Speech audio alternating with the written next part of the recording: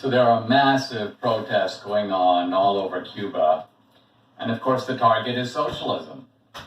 And this creates a real problem for people in the United States on the left because they keep assuring us that socialism works.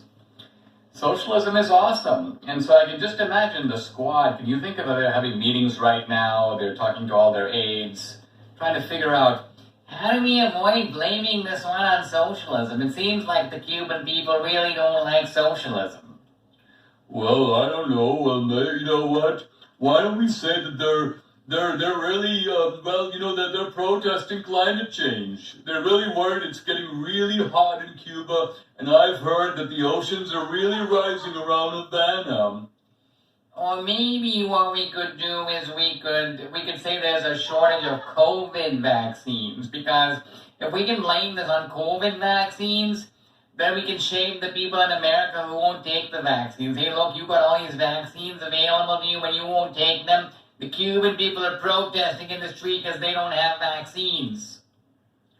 What about if we were to blame it on gender inequality? Perhaps there's a lot of gender inequality in Cuba. You know, the Latin American machismo tradition. Maybe there's a backlash against that, and people are coming to the street because they don't like gender equality.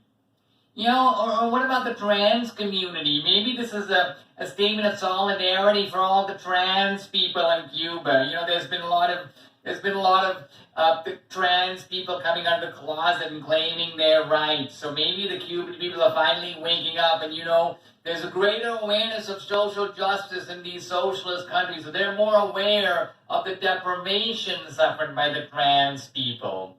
Well, I don't know, whatever we do, the one thing we can say is that these people are protesting socialism, because after all, if we admit that... Oh no, we're not going to admit that, because after all, if it doesn't work over there, if it doesn't work in Venezuela, if it doesn't work in North Korea, if it doesn't work anywhere in the world, who's going to think it's going to work here?